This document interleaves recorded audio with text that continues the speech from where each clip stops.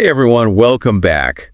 Buckle up, because today's deep dive is a heavy one. We're going to be tackling gambling addiction. Yeah, it's a tough subject, but an important one for sure. Absolutely. And you know what we always say here?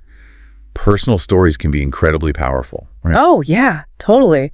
You can learn so much from hearing about people's real life experiences, way more than just reading statistics or something. Right. So we're diving deep into this firsthand account. It's called Gambling Addiction, a story of struggle and hope. Wow, powerful title. I know, right? And we're really going to try to understand like the whole journey, the highs, the lows, the devastating consequences, Yeah. and then the path to recovery, all of it. Makes sense. So right off the bat, the author talks about this initial, almost like magnetic pull towards gambling. Oh, yeah, I bet. They describe it as like harmless fun at first, just entertainment. And, this belief that they actually had some control over it. That's interesting. Have you ever felt that kind of pull, by the way? Like, maybe not even with gambling, but with anything that seemed exciting, full of possibilities at the start? Oh, totally. I mean, who hasn't, right? I think we've all been there with something, whether it's, I don't know, starting a new hobby or even just like trying a new food. Yeah. There's that initial excitement. Exactly. It's part of being human, right? Yeah. But here's the thing. With gambling, there's this biological hook.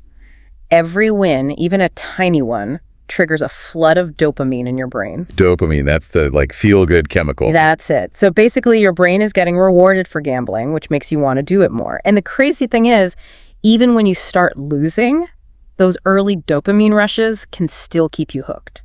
That's what I found so scary reading this story. The author talks about draining their bank account, maxing out credit cards, all to chase those losses. It's classic addictive behavior. And it really shows how fast things can spiral out of control. For sure. And then there's the gambler's fallacy, right? Oh, yeah. The idea that if you've been losing, you're due for a win. Like the universe owes you one. Exactly. But that's not how probability works at all, is it? Not even a little bit. But it's a powerful illusion that keeps a lot of people trapped. It's tragic. And it's not just the financial devastation, right? The author also talks about the ripple effects, like lost friendships, damaged family relationships, and just feeling like they had become a completely different person. It's heartbreaking, but it's incredibly common with addiction. The financial stress alone can put a huge strain on any relationship. Right. And then there's the guilt, the shame that comes with hiding the losses, lying to loved ones, constantly afraid of being found out. All of that takes a massive toll. You're so right.